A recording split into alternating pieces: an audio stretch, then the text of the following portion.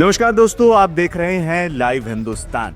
उत्तर प्रदेश के मेरठ में हुए चर्चित दलित महिला हत्याकांड और उसकी बेटी के अपहरण के मामले में पुलिस ने मुख्य आरोपी पारस को गिरफ्तार कर लिया है। रविवार को भारी सुरक्षा व्यवस्था के बीच आरोपी को न्यायालय में पेश किया गया, जहां से उसे जेल भेज दिया गया। स्पेशल कोर्ट में हुई पेशी में पुलिस ने आरोपी पारस को रविवार को गिरफ्तार करने के बाद तुरंत स्पेशल सीजीएम न्यायालय में पेश किया। क्योंकि रविवार को अवकाश था, इसलिए विशेष अदालत में सुनवाई हुई। अदालत ने पुलिस द्वारा पेश किए गए सबूतों और मामले की गंभीरता को देखते हुए आरोपी पारस को 14 दिन की न्यायिक हिरासत में जेल भेजने का आदेश दिया। कचहरी बनी पुलिस छावनी। इस जघन्य हत्याकांड को लेकर लोगों में भारी आक्रोश है। इसी को देखते हुए पुलिस प्रशासन ने सुरक्षा के कड़े इंतजाम किए थे। पेशी के दौरान मेरठ कचहरी परिसर पूरी तरह पुलिस छावनी में तब्दील नजर आया। चप्पे चप्पे पर पुलिस बल तैनात था, ताकि आरोपी को लाते और ले जाते समय किसी भी तरह की अप्रिय घटना न हो और कानून व्यवस्था बनी रहे। क्या है पूरा मामला? आरोपी पारस पर एक दलित महिला की निर्मम हत्या करने और उसकी बेटी का अपहरण करने का गंभीर आरोप है। इस वारदात ने पूरे मेरठ को झकझोर कर रख दिया था। घटना के बाद से ही पुलिस आरोपी की तलाश में लगातार दबिश दे रही थी।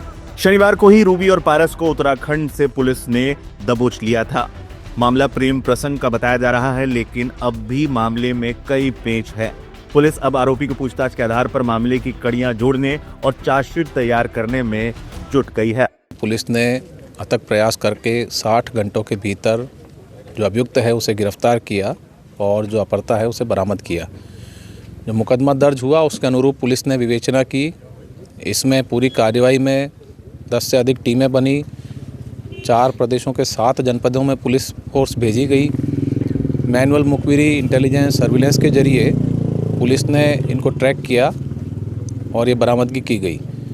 इसी क्रम में विवेचना में कार्रवाई करते हुए पुलिस ने आज जो युवती है उसका मेडिकल करवाया और माननीय न्यायालय के समक्ष बयान हेतु प्रस्तुत किया, जहां उनके बयान हुए। साथ ही में जो अभियुक्त है उसका पुलिस ने नियमानुसार माननीय न्यायालय के समक्ष प्रस्तुत कर रिमांड बनवाया है और उन्हें जेल भेजा जा रहा है। जो बाकी साक्ष्य सामने आएंगे उसके आधार पर आगे कार्रवाई की जा रही है। उसमें पूरी पुलिस विधिक प्रक्रिया अपना रही है और जो नियमानुसार कार्यवाही है वो इसमें की जा रही है।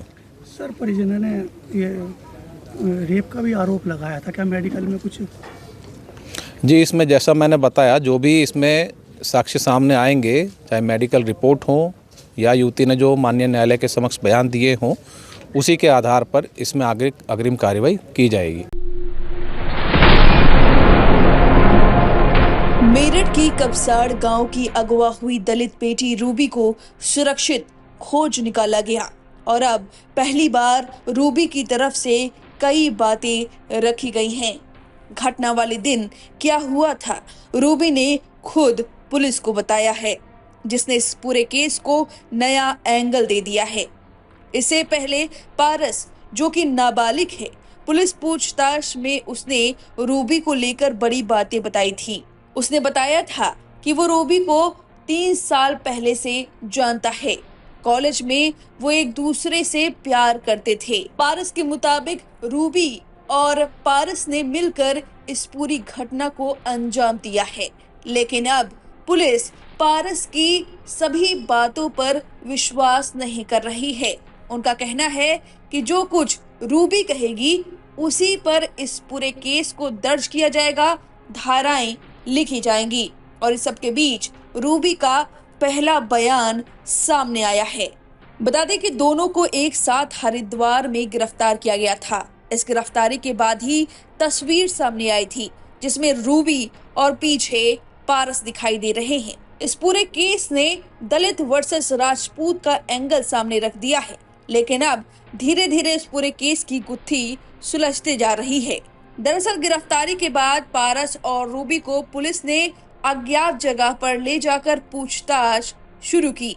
हालांकि ये पूछताछ औपचारिक नहीं है। अब तक रूबी की तरफ से कोई बयान सामने नहीं आया था, लेकिन अब मिली जानकारी के मुताबिक पहली बार रूबी ने हत्याकांड के बारे में पुलिस को सब कुछ बताया है। रूबी ने बताया कि उसके सामने ही उसकी मां सुनीता की हत्या हुई।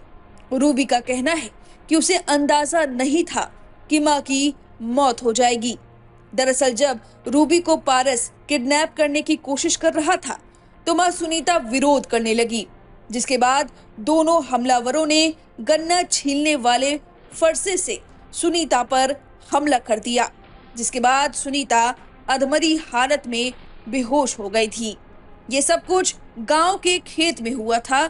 समय था करीब 8 बजे और उस वक्त गन्ना छीलने माँ बेटी गए थे। इस पूरी घटना को अंजाम देने के बाद रूबी और पारस मुजफ्फरनगर पहुंचे और वहां से दिल्ली रवाना हुए।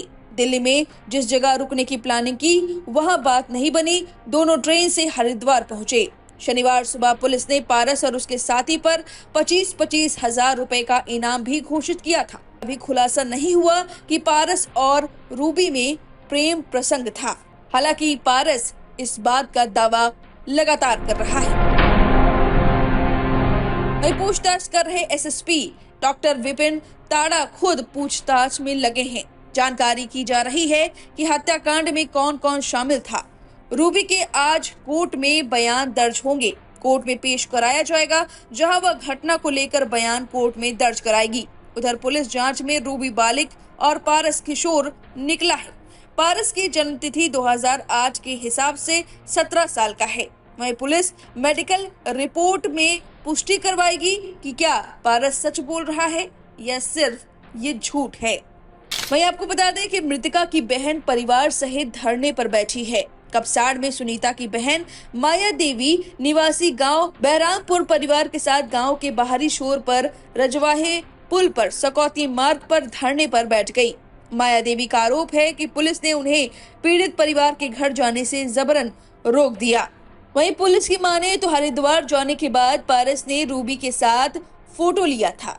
फोटो सहारनपुर के रिश्तेदारों को भेजा था या फोटो किसी मंदिर का था। इसी फोटो के संबंध में मेरठ पुलिस को सूचना दी गई। इस पूरे मामले पर गांव वालों ने कुछ अलग ही दावा किया है, जिसने इस पूरे केस को एक नया मोड़ दे दिया है। गांव वालों का कहना है कि युवती और पारस की उम्र को लेकर सच्चाई कुछ और ही है। गांव वालों का कहना है कि पारस की उम्र महज 15 से 16 साल है, जबकि युवती करीब 23 साल की है। वहीं गांव वालों का आरोप है कि इस मामले में युवती की भूमिका भी बराबर की रही, वहीं लड़के को अपने साथ लेकर गई। सुधीर का कहना है कि प्रशासन या समाज कुछ भी फैसला ले, लेकिन गांव वालों के मुताबिक गलती सिर्फ एक पक्ष की नहीं है। गांव वालों की नाराजगी यहाँ तक बढ़ चुकी है कि वे दोनों को बराबर का दोषी मान रहे हैं। उनके बयान बताते हैं कि लोगों का गुस्सा किस हद तक पहुंच चुका है और गांव में माहौल कितना तनावपूर्ण हो चुका है। वह इस पूरे मामले पर लगातार नगीना सांसद चंद्रशेखर आजाद बयान दे रहे हैं। दरअसल उन्होंने आह्वान किया था कि वो जाएंगे, गांव वालों से मुलाकात करेंगे, पीड़ित परिवार से मुलाकात करेंगे, लेकिन पुलिस ने उन्हें रोक दिया था और अब उन्होंने बयान दिया है कि ये पूरा केस जाति हिंसा है। जरा सुनिए उन्होंने क्या कुछ कहा। देखिए, मामला तो इतना जघन्य है कि अगर कोई वास्तविकता में उस दर्द को महसूस करे तो वो रो पड़ेगा। इतना दर्दनाक है कि एक माँ जो, क्योंकि माँ और पिता एक ऐसा रिश्ता है, बच्चों के लिए वो सुरक्षा कवच होते हैं, छाया होते हैं, हीरो होता है पिता और माँ ना। वो उनके लिए कुछ भी कर सकते हैं। बेटा पिता से कोई डिमांड कर देता और पिता उसको पूरी कर देते हैं। कहाँ से करते हैं, कैसे करते हैं? अपना जूता नहीं खरीदते, जरूरत के समय में अपनी जैकेट नहीं खरीदते और आवश्यकता सामान नहीं खरीदते, लेकिन करते हैं। उस बेटी को कुछ दरिंदे उठा के ले जाने की कोशिश कर रहे थे, उसकी असहमति के कारण, असहमति के बावजूद। तो एक माँ ने, जैसा हमेशा होता है भारत की संस्कृति में, कि माँ अपने बच्चों की रक्षा के लिए आगे आती, माँ आगे आई और मुकाबला जब करने लगी तो उन दरिंदों ने उस माँ को धारदार हथियारों से उनका सर कुचल दिया। फिलहाल इस खबर पर आपकी जो भी राय, हमें कमेंट करके अपनी राय जरूर दें। बने रहिए लाइव हिंदुस्तान के साथ।